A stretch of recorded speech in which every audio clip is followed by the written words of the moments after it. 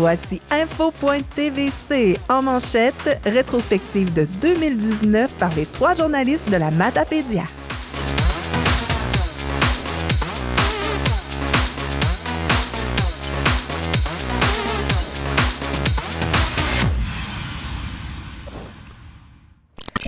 Bonjour et bienvenue à cette toute première émission de 2020 d'Info.tvc. J'espère que vous vous êtes ennuyés de nous pendant le congé des fêtes. Nous, oui, on s'est ennuyés de vous. Et pour première émission, on vous a préparé une rétrospective de 2019. Nathalie s'est assise avec Gabrielle Lemarquand-Perrault de Rouge FM et Caroline Dastou-Paquette de L'Avant-Poste pour vous faire un bilan de l'année 2019. Bonjour à tous et à toutes, je vous souhaite une excellente année 2020 et pour ce faire, nous allons faire une rétrospective et j'ai la chance d'être accompagnée de Caroline Dastou-Paquette qui est journaliste pour L'Avant-Poste. Vous la connaissez probablement pour son talent de chanteuse incroyable. Et j'aimerais quand même qu'elle se présente parce que vous connaissez peut-être pas son parcours après le chant. Ben oui, c'est ça. Mon nom, c'est Caroline Dastou. Je suis une petite Québécoise. En 2009, j'ai participé à Star Academy. Ça m'a amenée en finale. J'ai fait un petit peu de musique là, dans les dernières années pour finalement rediriger un peu ma carrière en communication. J'ai poursuivi mes études, puis la vie m'a ramenée en région, je dirais. Là, c'est vraiment ça. Oui. C'est le destin. Je pense à un concours de circonstances, puis l'amour, hein, faut pas oublier. C'est ça m'a amenée, dans le fond, à avoir le poste de journaliste à l'Avant-Poste. C'est un nouveau défi pour moi, le journalisme. J'avais étudié en communication, mais je pensais pas nécessairement m'en aller dans ce créneau-là, là, mais je m'y plais bien. Là. Oui, tu fais très bien ça. Et puis, on n'a pas toujours des mêmes sujets, c'est ça qui est vraiment le fun. C'est vrai. Je te laisserai commencer casser la glace pour janvier, si tu veux. OK. Dans le fond, ce qui a retenu l'attention, nous, du côté du mois de janvier 2019, c'est vraiment un artiste forestier qui vient de Saint-Moïse, qui s'appelle Simon Bérubé. Lui, il a surtout commencé là, dans le domaine des jeux vidéo. C'est un illustrateur. Puis finalement, il a décidé de se lancer vraiment dans le domaine de l'art, là, puis de vraiment y aller à fond avec sa passion. C'est impressionnant ce qu'il fait. C'est vraiment beau. Puis, tu sais, il travaille le bois, il travaille, c'est tout sur ses terres de Saint-Moïse, finalement, là, sur sa ferme. Fait que, non, ça a vraiment impressionné plusieurs personnes. Puis, ça a vraiment fait jaser là, de notre côté. Là, puis, ça a été, dans le fond, c'est super positif parce que ça a permis de faire connaître l'art d'une personne de grand talent. Fait que, puis, il continue d'exposer beaucoup. Là, il demeure à Québec. Mais il y a des projets là, d'exposition comme une galerie là, qui s'en viendrait par ici. OK. Ah, génial! C'est bon de continuer à suivre. Ouais. Bravo. De mon côté, j'aimerais parler de Ghislaine Bouliane-Paquette. Dans le monde du hockey mineur, elle est très connue parce qu'elle est la présidente, mais aussi, si on la cherche, c'est pas chez elle qu'on la trouve habituellement, c'est à l'Arena.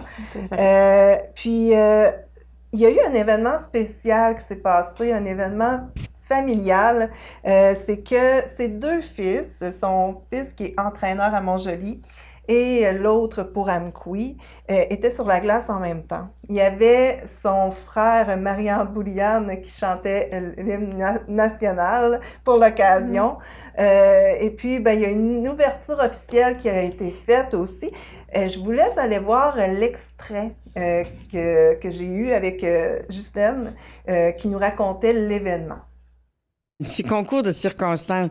Étant donné que mes 2 garçons coachaient l'équipe, un à Montjoly, coachait dans l'équipe de Montjoly, et l'autre, mon autre garçon, coachait l'équipe d'Amqui. Alors, quelques parents m'ont demandé, on devrait faire si ça s'est jamais vu, avec la présidente, on pourrait peut-être faire une ouverture officielle. Alors, suite à cette demande-là, on a organisé une ouverture officielle en nommant tous nos jeunes. jeunes, puis en soulignant le travail de nos entraîneurs, qui était Gaétan, mon garçon, qui entraînait Montjoly.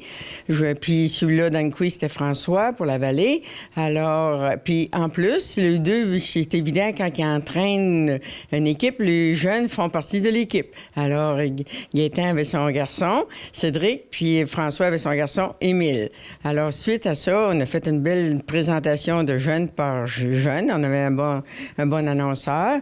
Puis, après ça, on a présenté nos 2 entraîneurs, puis notre gérante de l'équipe, puis moi, avec ma petite fille aussi, qui était la petite sœur de Justin. Puis, notre hymne national a été chanté par mon frère, Marian Mouliane, étant donné qu'il y avait 2 petits-fils qui jouaient pour l'équipe à François. Donc, c'est pour ça qu'on disait une fête de famille, puis c'était émotionnant à quelques reprises. Que d'émotions pour Ghislaine! Et maintenant, on va passer en février. Pour toi, c'était quel sujet qui a retenu votre attention? De notre côté, c'était... en fait, c'est l'histoire de Florent Anctil. C'est un petit gars de la Côte-Saumon. T'en as sûrement entendu parler. Oui, beaucoup! Oui. Ça m'a vraiment touchée personnellement, puis ça a été une belle rencontre humaine. Ça m'a vraiment touchée, puis je pense que ça a touché plusieurs personnes, puis c'est pour ça aussi que j'ai décidé d'en parler. Dans le fond, le petit gars, il est en rémission d'une leucémie, puis il a eu l'initiative, dans le fond, de faire une levée de fonds.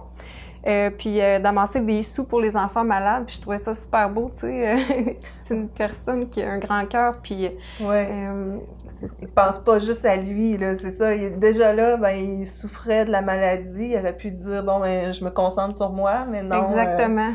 Donner au suivant toujours, c'est vraiment beau. C'est ça, puis il a ramassé, dans le fond, presque, un peu près de 10 000 $ quand même. Là, c'est énorme! Énorme pour notre région.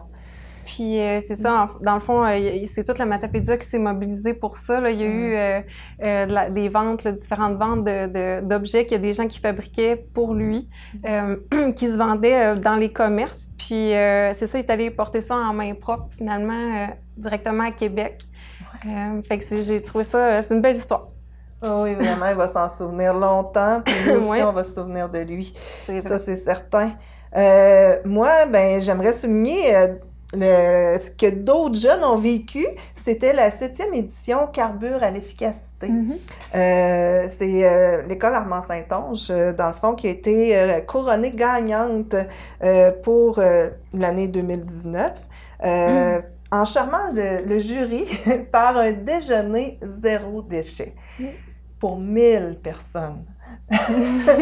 C'est pas croyable, c'est vraiment un succès monstre là, pour 1000 personnes, 0 déchet. Et avec le prix, ils vont pouvoir faire dans le fond, installer des récipients là, pour trier les déchets.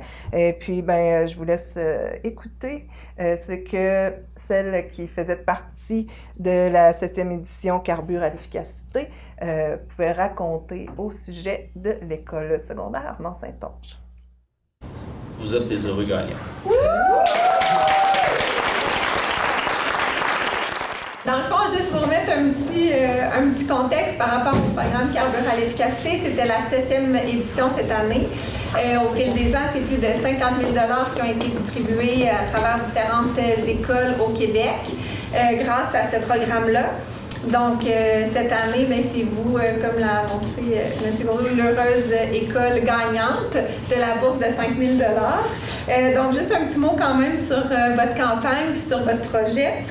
Juste pour vous dire, dans le fond, qu'on est vraiment fiers de vous, le jury aussi. La compétition était vraiment forte là, cette année, tous des beaux projets super inspirants, tout ça.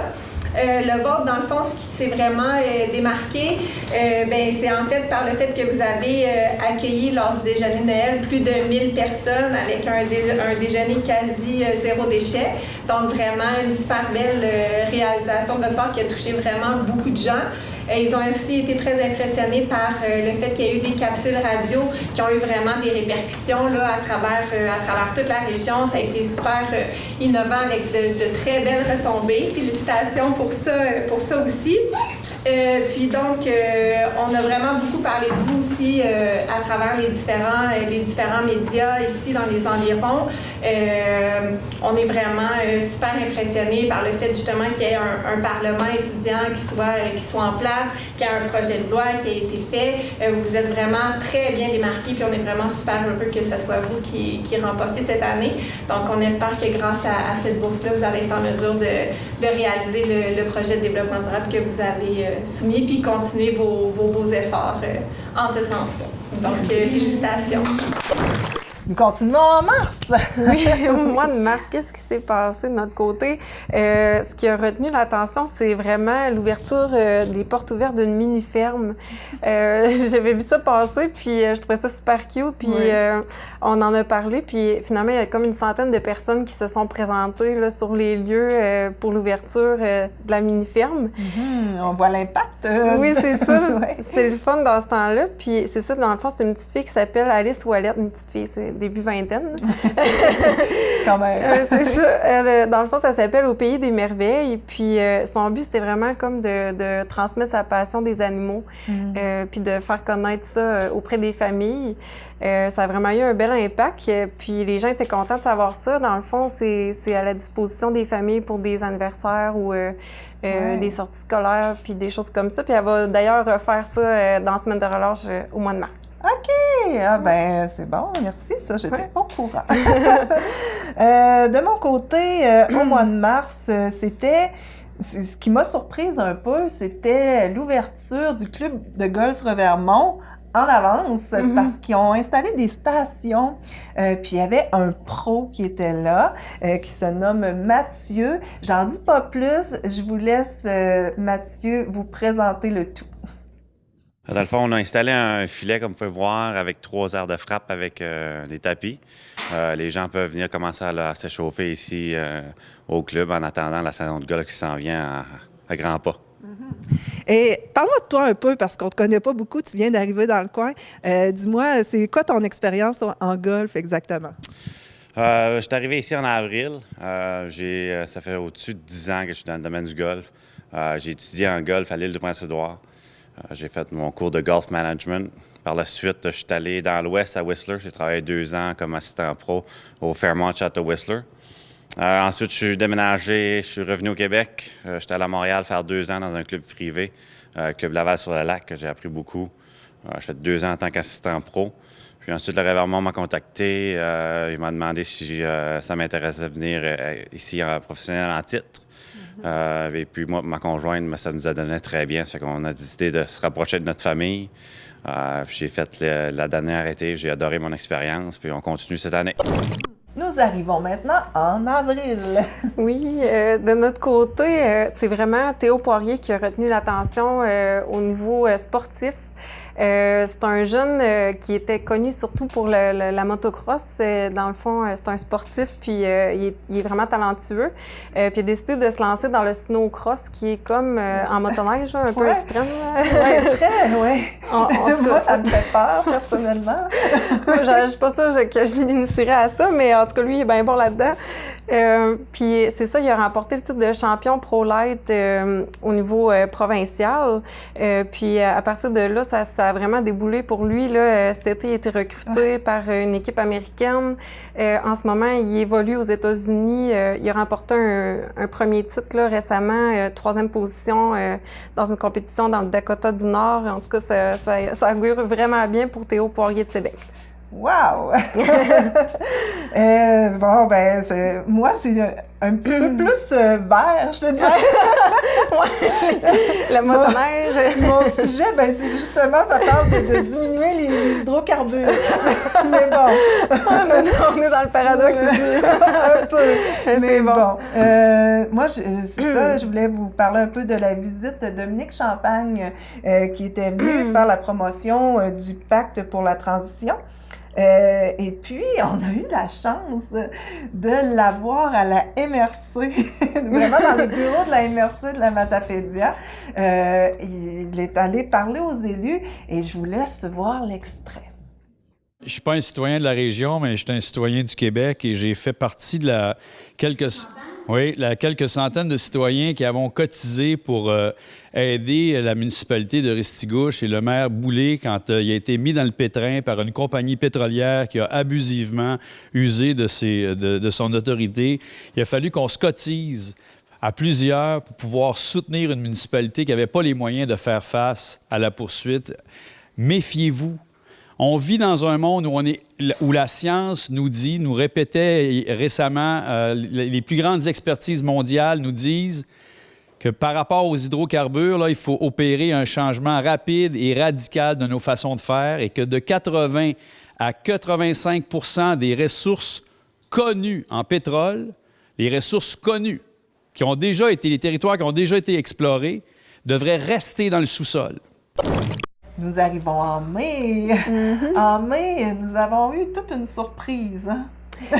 Oui, je dirais une mauvaise surprise. En tout cas, ça a eu vraiment une onde de choc. Là, incroyable. Je dirais, les téléphones, ça dérougissait plus. Ouais. C'était...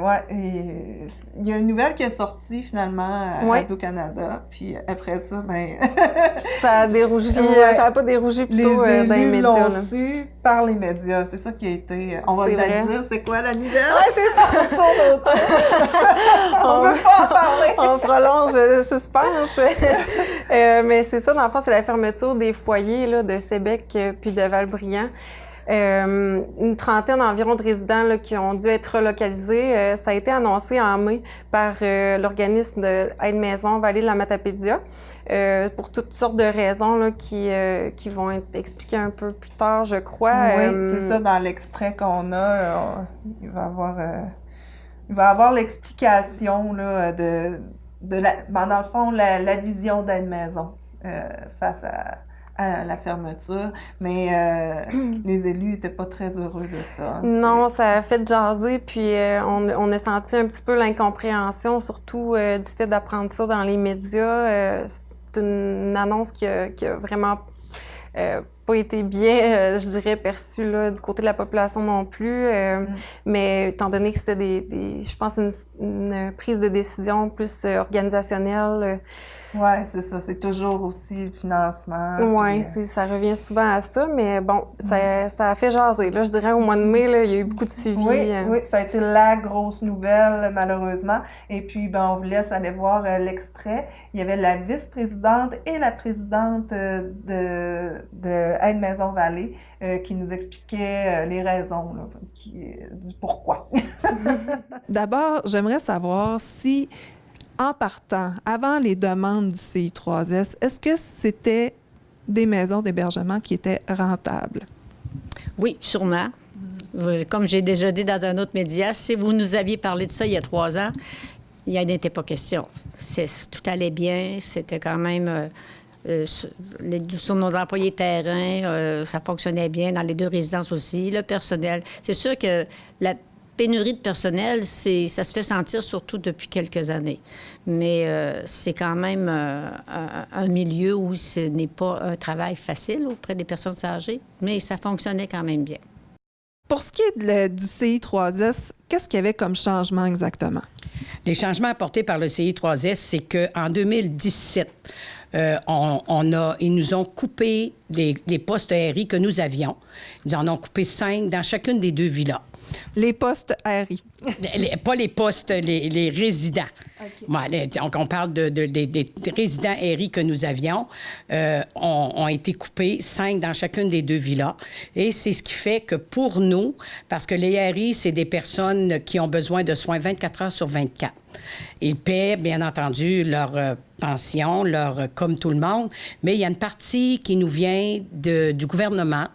Et cette partie-là, en étant coupée, bien, on a un manque à gagner quand même assez élevé, qui fait que pour nous, il a fallu sortir plusieurs hypothèses pour savoir comment on irait chercher ces manques à gagner-là.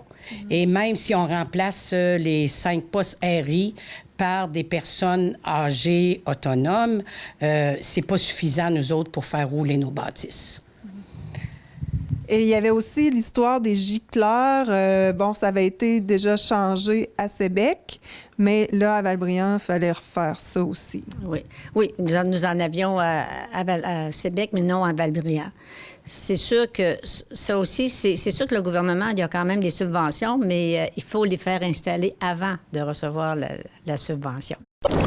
En mai aussi, il y a eu l'organisme de bassin versant Matapédia-Restigouche à Causapscal qui a organisé un sommet, son premier sommet sur les eaux de ruissellement, et ça a attiré plusieurs personnes, des professionnels, des gens comme toi et moi, et vraiment les commentaires étaient très positifs. Je vous laisse écouter Isabelle Béliveau qui vous explique un peu l'ensemble du projet.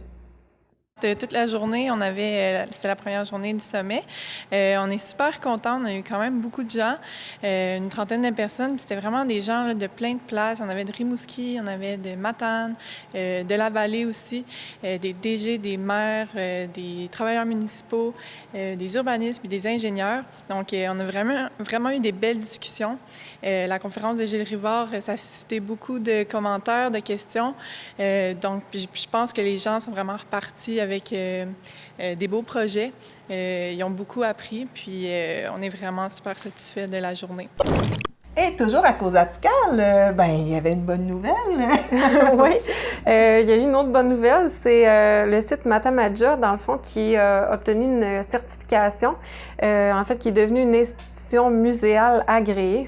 C'était pas si facile à dire. Oui. Mais ça amène, dans le fond, ça leur permet d'accéder à plusieurs programmes, puis bref, c'est une question de financement surtout, mais c'est une très bonne nouvelle. Reconnu enfin. Oui, oui, effectivement. Et maintenant, on va passer à juin, juste avant, je voulais dire, Boissy FM a fêté ses 25 ans. Et pour ce faire, ils ont amélioré leur logo, mais vraiment, je pense qu'ils l'ont vraiment transformé de A à Z. Puis aussi, ils ont fêté le tout avec une nouvelle bière qui a été créée par la microbrasserie La Captive. Mais avant, j'aimerais souligner que cet organisme, que cette coopérative en génère 16 millions de dollars annuellement, a fait un investissement majeur de 18 millions à Sainte-Florence pour faire leur relocalisation. Ils livrent à une quinzaine d'usines. Ils ont produit depuis le début de leur existence 5,2 millions de mètres cubes de bois. Puis en plus, Énergie CFM produit de la biomasse. Donc vraiment là, nous sommes très heureux de les avoir. Et les 100 producteurs aussi, les 100 travailleurs qui évidemment font partie de l'entreprise. Et on va terminer avec juin pour toi. Puis ça, c'est une bonne nouvelle. Oui, vraiment. Une bonne nouvelle pour la population de Causapscal avec le beau temps qui arrive, l'ouverture des terrasses. Il y a un nouveau restaurant qui est arrivé. Ça s'appelle le Café Saint-Jacques. Ça remplace l'ancien restaurant Saint-Jacques. Puis je pense que ça a fait un petit peu du bien, un vent de fraîcheur aussi, là, parce qu'il y a eu la fermeture du bunker. Oui, qui était quand même apprécié. Hein? Oui, vraiment. C'était un bel endroit. Mais là, avec ce restaurant-là, je pense que ça redonne un petit peu envie aux gens de retourner déguster de la bonne nourriture. Puis c'est vraiment une belle offre aussi, là. C'est un menu santé. Puis c'est très tendance, là. C'est très Pinterest, là. Si vous êtes allés, là, j'ai un petit coup de cœur pour cet endroit-là. Bon, merci beaucoup, Caroline, pour ton passage. Merci à vous autres. Et puis, les gens peuvent continuer de te lire dans l'avant-poste. Oui, je reste là. Je suis revenue pour rester. J'aimerais souhaiter une bonne année 2020 à vraiment toute la population matapédienne. J'en profite aussi pour dire que je suis vraiment contente d'être revenue dans mon patelin puis d'exercer un métier utile, qu'on pourrait dire. On a la chance d'informer les gens, on a la chance de côtoyer beaucoup de gens aussi, d'être au courant de ce qui se passe. Puis il se passe vraiment des belles choses. Puis je nous souhaite que ça continue de bien aller à tous et chacun. Bon, ben merci, puis on te souhaite une excellente année 2020. Ben, merci beaucoup.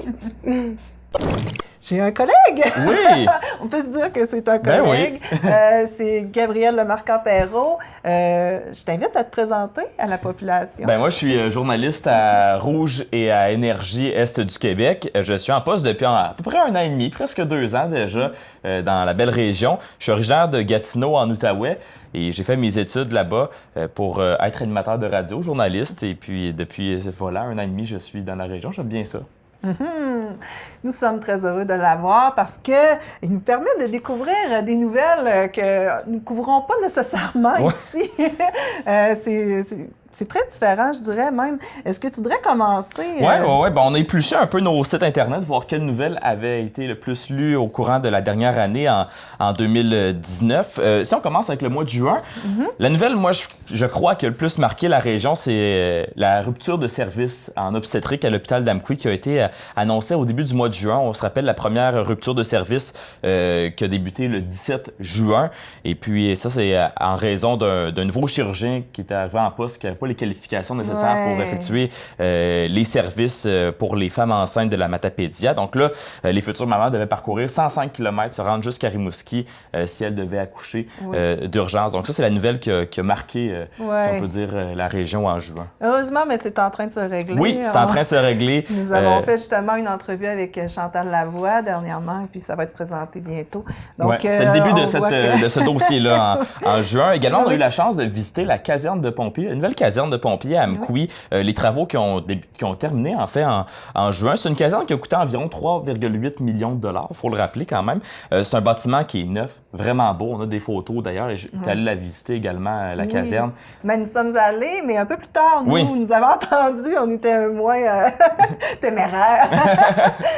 Nous sommes allés plus en octobre, mais on va vous présenter des images de ce qu'on a récolté à la caserne d'Amqui.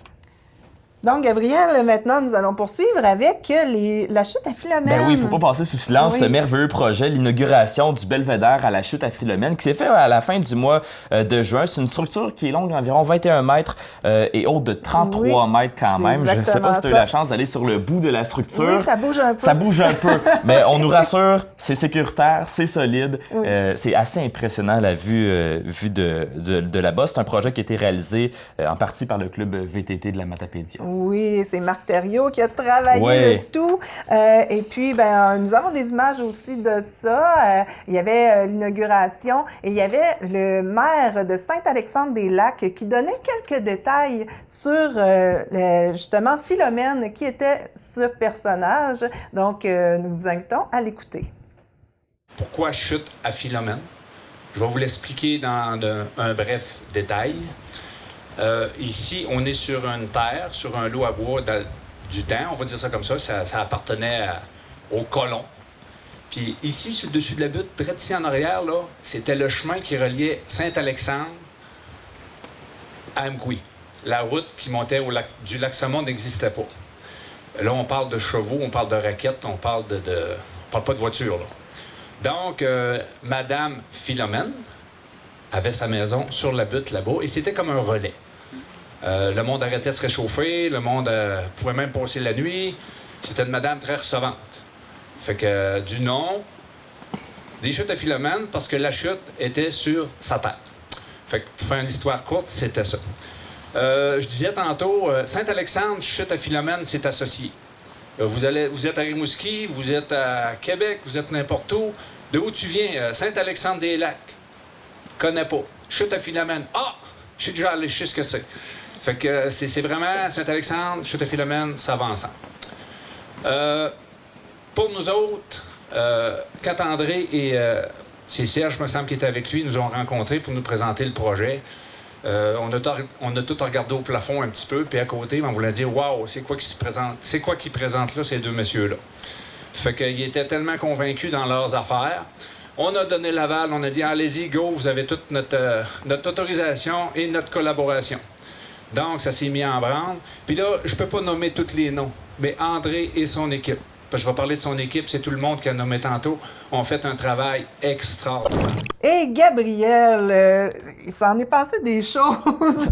Je pense à une nouvelle en particulier là, en juillet, mais on peut commencer avec d'autres choses. Ouais, c'est un mois qui n'a pas été de tout repos. Le mois de juillet, d'abord, il y a le supermarché Berger à Sébec qui a été vendu pour Frédéric Vallée, qui a acquis le supermarché pour un montant de 600 000 $. Le supermarché qui est affilié, en fait, qui a changé de nom pour devenir un marché tradition. Ça, c'est une propriété du groupe Sobeys, donc le géant de l'alimentation Sobeys, une transaction assez majeure dans le domaine de l'alimentation dans la région. Frédéric Vallée qui possède, entre autres, le journal Le Bric-à-Brac et le centre de débitage qui porte son nom Un homme très polyvalent. Oui, à Sébec.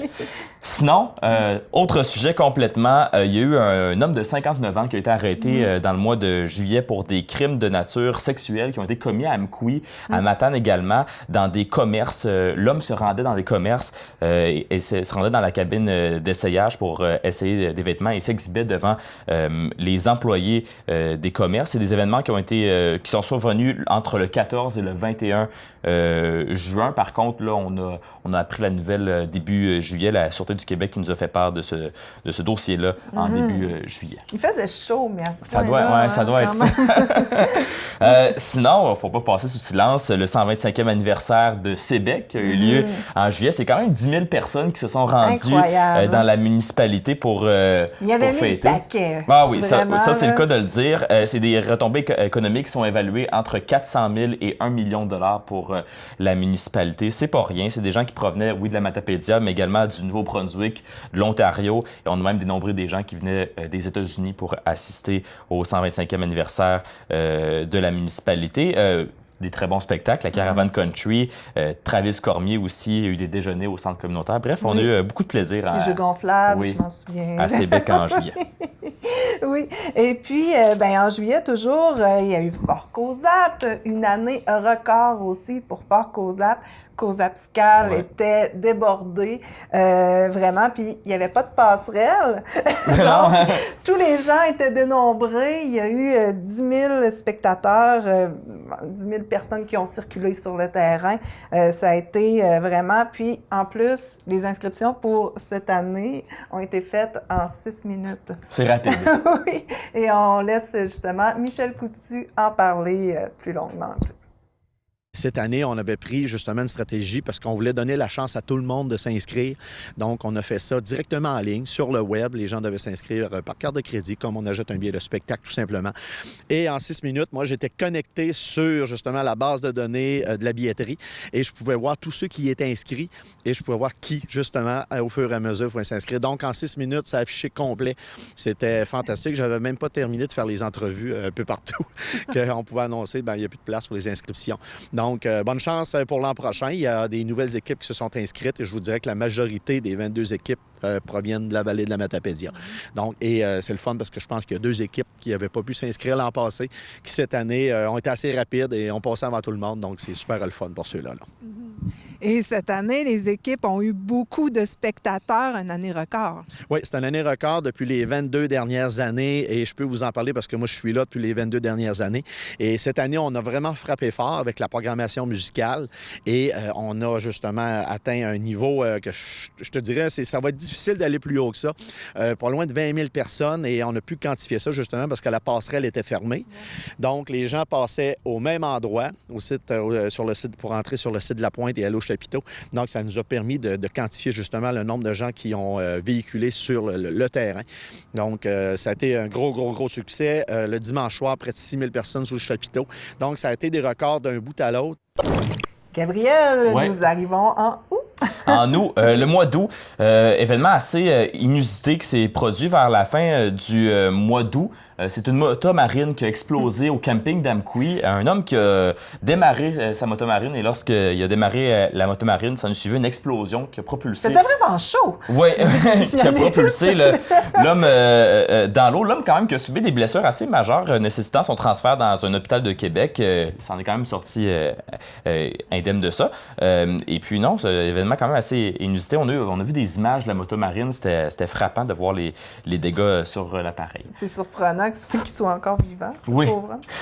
Sinon, c'était le mois d'août, c'était le mois, on va dire, des campagnes de socio-financement. Parce qu'on a d'abord la campagne Une nouvelle passerelle pour cause apicale qui a tenu une conférence de presse au début du mois d'août pour faire le bilan un peu. On avait déjà amassé 23 000 $ dans cette campagne-là. On connaît la proportion que la campagne a pris par la suite. C'est pour remplacer la passerelle là, qui était vieille de 42 ans et qui était désuète également.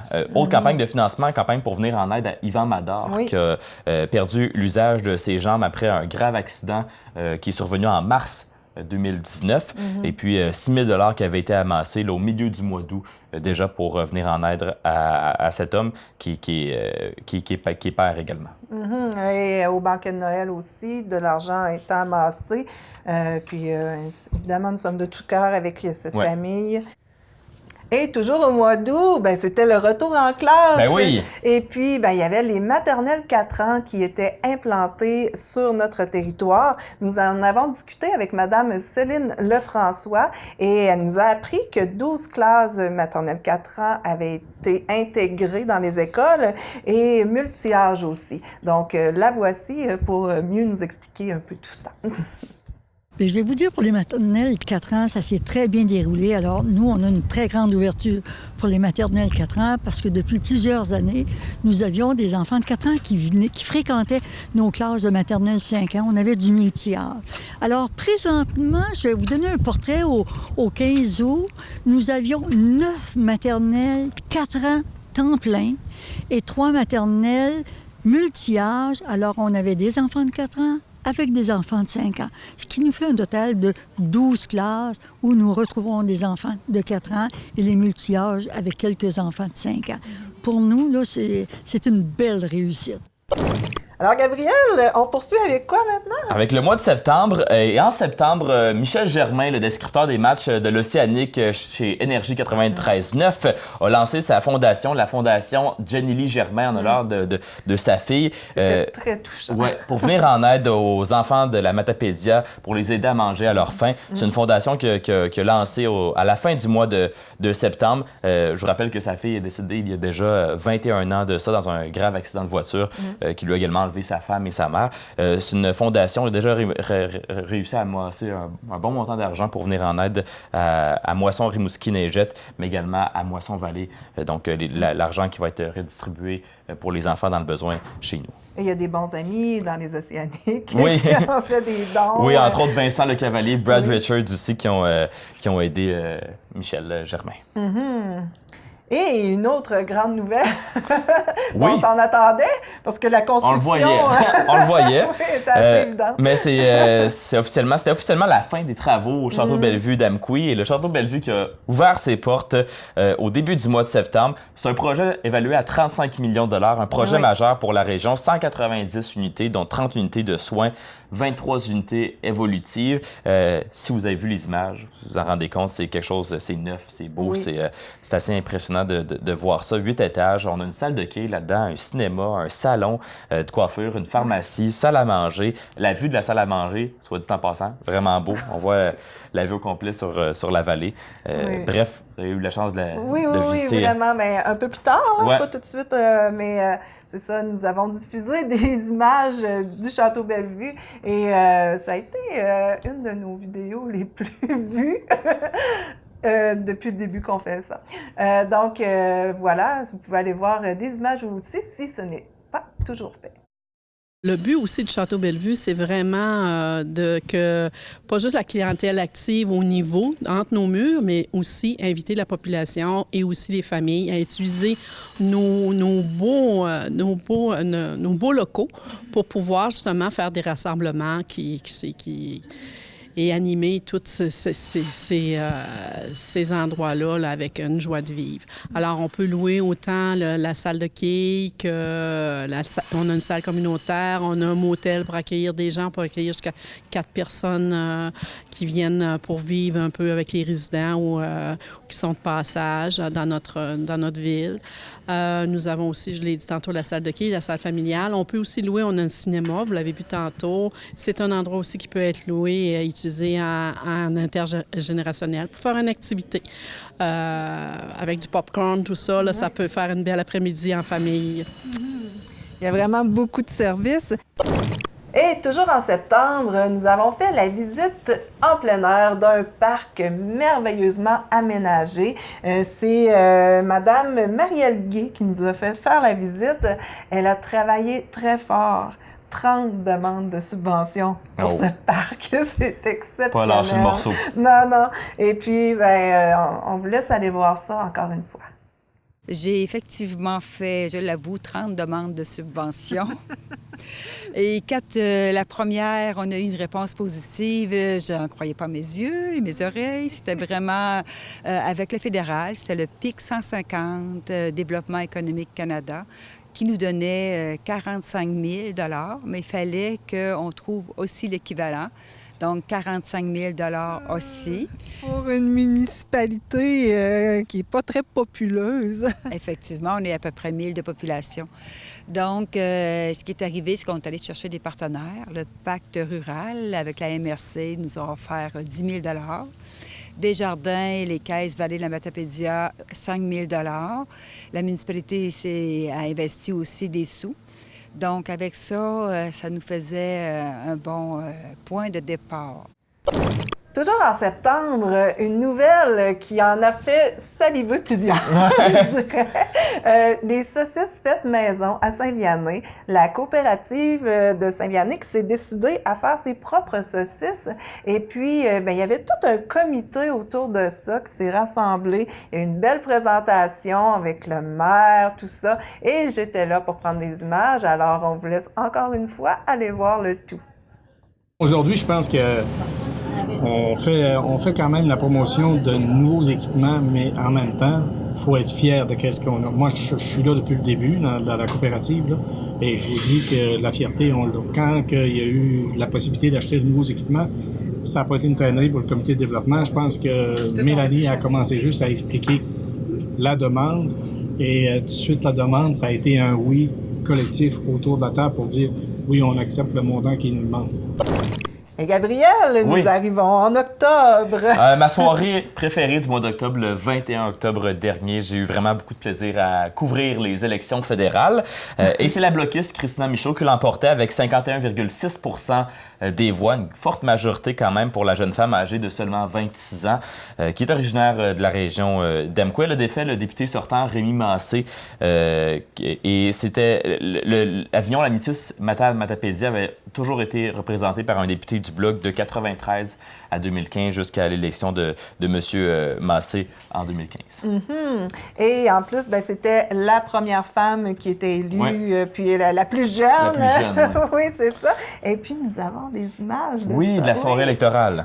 Pas de la soirée électorale, mais de Christina le lendemain. Le lendemain. Oui, c'est ça. Et puis, il y avait aussi notre ami Francis Pelletier qui expliquait un peu comment s'était passé l'ensemble des élections. Alors, allez voir ça. On se retrouve effectivement dans une situation avec le même premier ministre, un gouvernement minoritaire, mais quand même assez fort. Il ne manque pas beaucoup d'appui pour pouvoir pouvoir prendre des décisions, dans le fond. Oui, exact. Donc, pour faire un petit topo rapide, les libéraux ont 157 députés d'élus. Oui. On sait que ça en prend 170 pour avoir la majorité. Oui.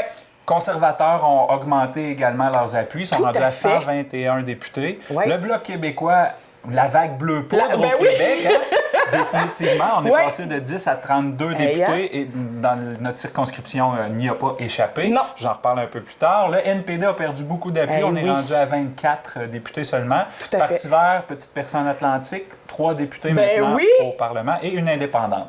Évidemment, ce que ça veut dire, gouvernement minoritaire, c'est qu'il va falloir qu'ils s'entendent. Des fois, ça peut être une bonne chose. Hein? On se dit, on partage les bonnes idées, puis on va voter peut-être les projets de loi à la pièce, et puis certains groupes d'opposition vont peut-être aller appuyer le gouvernement libéral pour certaines choses. Mais en même temps, on est dans une situation où les conservateurs pourraient aussi être appuyés par d'autres. Alors, tous les groupes d'opposition pourraient se mettre ensemble pour renverser un gouvernement. Fait on leur souhaite beaucoup de collaboration.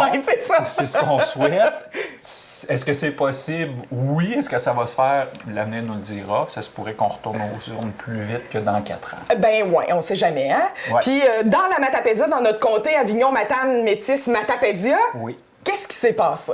Vous savez déjà, Christina Michaud du Bloc a été élue. C'est le retour du Bloc québécois pour représenter les gens de notre circonscription. Tout à fait. Le Bloc qui était là à peu près sans interruption depuis son apparition en 93, alors que M. René Canuel, qu'on connaît à la TVC, avait été élu.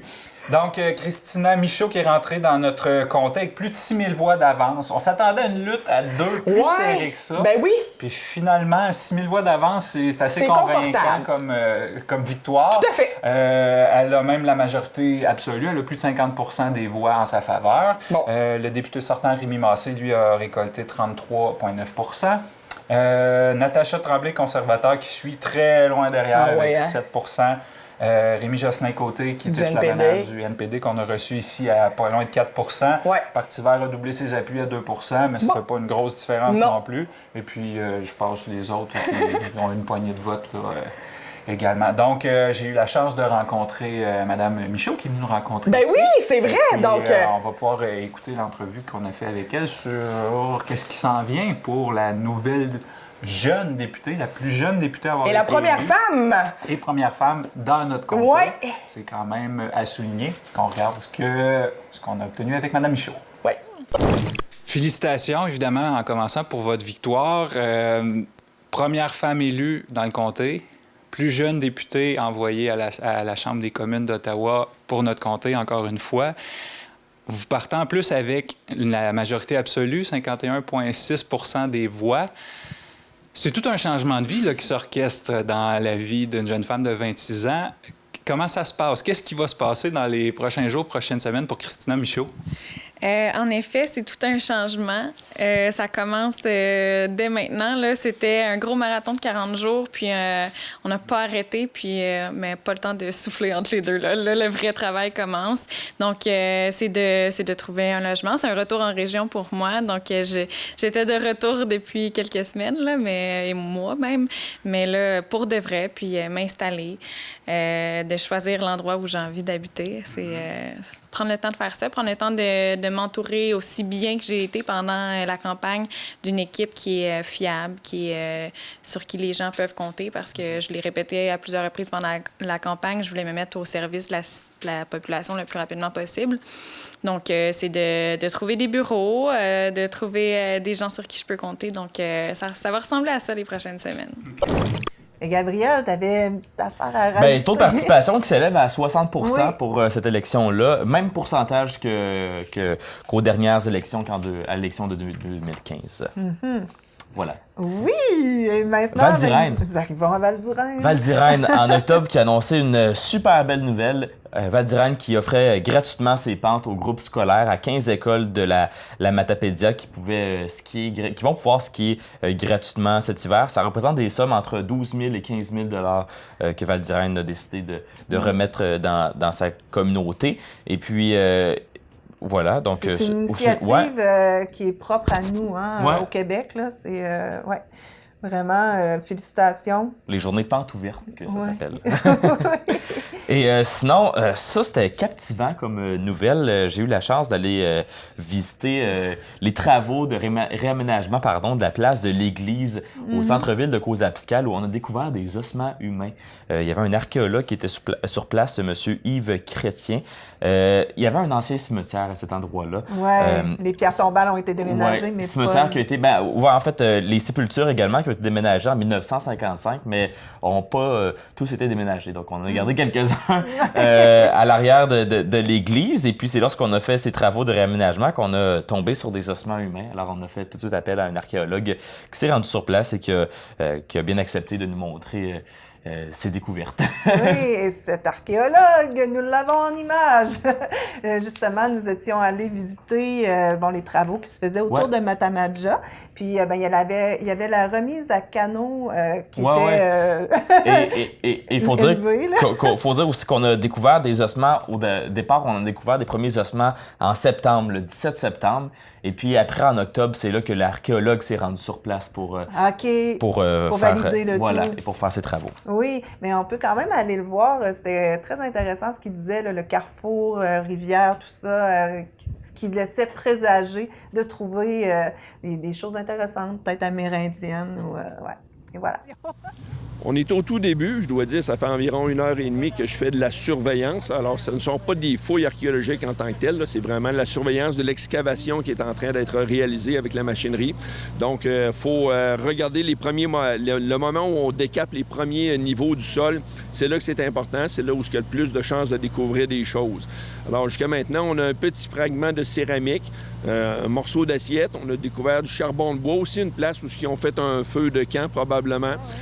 Quelques ossements d'animaux, probablement un os de patte de volaille ou peut-être même une ouelle, une bernache, on ne sait pas. Puis une côte d'orignal. Pour ce qui est des objets, c'est là qu'on en est. Là. Ça n'a pas été long, on a trouvé ça en surface juste derrière nous. Également, beaucoup de clous. Évidemment, on est sous un bâtiment, donc nécessairement, c'est pas surprenant de découvrir des clous, mais ce qui est intéressant, c'est de voir que ce sont des clous ronds datés du 20e siècle. Donc, jusqu'à maintenant, on n'a aucun clou du 19e, ce qui nous donne une idée de l'âge du bâtiment. Et l'autre découverte que je considère être assez intéressante, ça concerne le mode de construction de ce bâtiment-là, qui repose sur des pilotis. Donc, de chaque côté, du côté nord, il y a 5 gros pilotis. Ce sont des billots de bois qui font 11 pouces de diamètre et 4 pieds de long, qui sont enfoncés dans le sol. Il y en a 2 autres, on les voit, sont juste là ici, qui supportaient le centre du bâtiment. Donc, c'est une construction sur pilotis. C'est un peu différent des fondations en pierre qu'on a parfois, ou même tout simplement sur des sols, des poutres au sol. Donc, à ce moment-là, jusqu'à maintenant, c'est l'information qu'on a obtenue. Et en venant ici, qu'est-ce que vous espérez trouver? Ah, bien, tous les espoirs sont permis. On pourrait découvrir du matériel amérindien. On est dans un endroit qui est particulièrement propice à ça, en ce sens qu'on est à la jonction de 2 rivières importantes. On a la rivière Matapédia derrière nous, bien entendu, et on a la rivière Cozapiscale qui vient se jeter dedans. Donc, les intersections de cours d'eau importants sont des endroits qui étaient très favorisés pour l'établissement des Amérindiens. Donc, puis on a un autre petit ruisseau qui passe juste là sur le côté. Donc, on est comme dans un carrefour assez intéressant. Donc, c'est une possibilité, mais dans un contexte comme celui-ci, on s'attend surtout à trouver des choses qui sont en lien avec l'occupation historique du lieu. C'est un site de pêche patrimonial. C'est donc ça qu'on a le plus de chances de découvrir.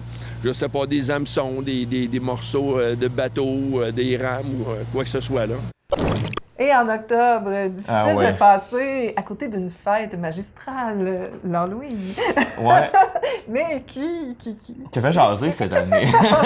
Plus qu'à l'habitude.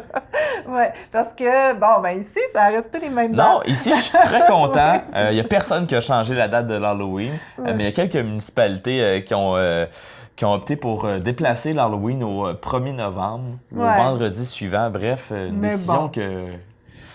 Ça a fait jaser beaucoup, mais personnellement, j'aime mieux vous montrer des images de gens qui se sont impliqués pour se déguiser, pour faire peur. Ici, on n'a pas peur de se mouiller, puis de sortir, puis de passer quand même l'Halloween le 31. Oui, et nous sommes allés visiter la maison hantée de Saint-Arcius. Wow.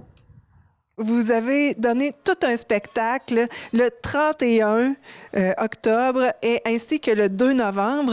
Vous avez fait 2 représentations, on peut dire ça comme ça. Est-ce que vous avez eu beaucoup de monde cette année? Oui, ça a triplé. On peut dire que ça a triplé avec l'an passé. L'an passé, c'était la première fois. On avait eu un peu plus de 100 personnes. Maintenant, on a eu 368, je crois. Oui. Hier et pas hier, pour les 2 journées. Ça fait que c'est valorisant. Oui, c'est assez exceptionnel. Et dites-moi, la préparation de cette soirée-là, ça fait combien de temps que vous travaillez là-dessus? On a commencé au mois de juillet, 5 soirs semaine. Les derniers mois d'octobre, je dirais qu'on a fait du 9 à 11. Quasiment 3-4 soirs par semaine. Le samedi même, on est venu. C'était tout un exploit. Gabriel, nous arrivons en novembre. En novembre. Et Nathalie, as-tu déjà acheté un billet de loterie au dépanneur chanceux? Non. Non, jamais. Tu devrais peut-être, parce qu'il y a un autre lot qui a été remporté en novembre, le 12 novembre plus précisément, un lot de 25 000 $ au tirage de l'extra par M. Gilles Laplante, c'est un matapédien. Et comme à l'habitude, le détaillant qui reçoit 1 % du gain, soit 250 000 $. Et l'homme qui prévoit, entre autres, visiter sa sœur en Europe et voyager. Donc, on lui souhaite la meilleure... On lui souhaite de profiter de son lot. Encore une fois, oui. Oui, c'est ça. Alors voilà, puis le dépanneur chanceux, tu sais pourquoi on nomme cet établissement comme ça? Parce qu'il y a des lots quand même assez importants. Là. On parle de 2 millions de dollars en 2001, 10 millions de dollars en 2006, 1 million de dollars en 2016, 500 000 $ en 2018, pour ne nommer que ceux-là. Quand même assez incroyable. Oui. Sinon, on a fait le bilan fin à grandeur du Québec également. Ça nous a touché ici dans la Matapédia, où est-ce qu'on a appris qu'une personne sur deux qui a fait appel au service de Moisson-Vallée au courant de la dernière année était célibataire. Et puis qu'il y a 5 % des bénéficiaires quand même qui occupaient un emploi malgré ça. Donc, voilà, Moisson-Vallée, en 2019, qui a reçu quand même 190 demandes d'aide alimentaire. Et puis, on invite les gens à donner. Je sais qu'on tient la guiolée des médias à chaque année, mais vous pouvez donner aussi en dehors de cette période-là. Ben oui. Les dons sont toujours appréciés par Moisson-Vallée. Sinon, un autre dossier intéressant. Une façon d'avoir de la nourriture. Oui, c'est avec les poules. Et puis, en novembre, la ville d'Amqui s'est penchée sur le dossier des poules pondeuses en milieu urbain. Donc, les poules urbaines, communément appelées comme ça, c'est des poules qui sont permises dans des villes, entre autres comme Matane, Gatineau, Trois-Rivières, Terrebonne, déjà. On autorise les gens à avoir un certain nombre de poules pour faire l'élevage. Au lieu d'avoir des immenses poulaillers, pourquoi pas avoir chacun nos petites poules? Actuellement, la ville d'Amqui tolère ce genre de poulailler. C'est toléré, mais on veut peut-être légiférer ça, demander à la MRC de changer les règlements de zonage, entre autres. Donc, on s'est penché là-dessus au conseil municipal en novembre. Également, en novembre, Opération Nez Rouge qui lance officiellement sa campagne 2019. Plusieurs accompagnements encore qui ont eu lieu cette année. Les dons qui ont été remis à part égale entre la Fondation du Centre matapédien d'études collégiales, le CEMEC, et la Fondation Action Santé de la Matapédia. T'en avais beaucoup de nouvelles. Beaucoup de trucs en novembre. Moi, j'en ai une. La seule que j'ai, c'est la murale, mais c'en est toute une. Oui. La murale à Albertville, justement, parlant de nourriture, c'est la municipalité nourricière qui a initié le projet, qui a choisi de faire une murale là, sur le bâtiment principal, le municipal. Il y en a un à Albertville. Et puis, c'est ça, c'est finalement, ils ont engagé vraiment un gars là, qui s'y connaît. Là. C'est un maître en mural. Puis c'est un muraliste, finalement. Je trouve ça bien parce que ça tombe juste à point pour le 100e anniversaire de la municipalité. On parlait de Sébec un peu plus tôt avec le 125e. Albertville qui fête ses 100 ans commence déjà à se mettre en 2020. Belle. Là, c'est ça. Puis nous avons des images de la murale, mais aussi de celui qui l'a peint. Comité développement, ça faisait longtemps qu'on pensait de faire un projet visuel à Albertville. On a beaucoup de musique, on a beaucoup de spectacles, mais on n'a pas beaucoup de projets visuels, en fait, en art visuel. Fait qu'on avait cette idée-là en tête, mais c'est surtout le comité municipalité nourricière qui s'organise pour que notre municipalité se transforme tranquillement en grand jardin. Il était en train de planter des trucs ici dans le parc, je pense, ou je sais pas trop où. Puis on a vu le grand mur de béton qui était là avant. Puis on fait, c'est ordinaire, hein? Ça pourrait être cool. Puis c'est eux qui ont eu l'idée de la murale. Fait qu'ils nous en ont parlé. Puis on s'est mis à la gang avec d'autres comités. Puis on s'est organisé pour que ça se fasse. Et Gabriel, pour finir ça en beauté. Avec décembre. Oui, en décembre, la couleur rouge, les fraises rouges en décembre, c'est quand même assez rare. Ouais. Mais c'est tout à fait vrai. À Lac-aux-Saumons, nous avons rencontré les propriétaires de terre à fruits et laisse-moi te dire que ça sentait la fraise dans la serre. C'était incroyable. Nous vous laissons aller voir ça. Stock-Étienne a terminé la construction. On a parti tout de suite une production le printemps passé. Puis ça a super bien été. On a cueilli les fraises, puis les gens venaient les chercher pratiquement à mesure à la serre. On était vraiment contents. Et c'est ce qui conclut Déjà, oui, ça passe l'année vite. 2019. Hein, oui, ça passe toujours trop vite. Et puis, merci à Caroline qui a commencé l'année avec moi. Et merci à toi, Gabriel. Est-ce que terminé en beauté. T'as aimé ton expérience? Oui, c'était bien plaisant. Oui. Bon, ça va peut-être être à renouveler pour n'importe 2020. quand, ça va me faire plaisir. Oui. Et puis, on vous souhaite une excellente année à tous. Et amenez-nous des nouvelles. Là, on aime ça, avoir du croquant à vous partager. Merci. Merci beaucoup d'avoir été à l'écoute de cette première édition de 2020 de Info.tvc. J'en profite pour vous souhaiter une très bonne année à notre antenne, la télévision communautaire. Je vous invite à vous procurer des billets pour notre vin fromage le 1er février prochain sous le thème du Bye Bye 2019. Si vous voulez rire et boire et manger avec nous, c'est l'occasion. Merci beaucoup d'avoir été des nôtres et je vous souhaite une très bonne semaine. Informatique Barrest est responsable de l'entretien du matériel informatique de votre TVC. Informatique Barrest, vente et réparation d'ordinateurs, services commerciaux et résidentiels. 418-629-INFO.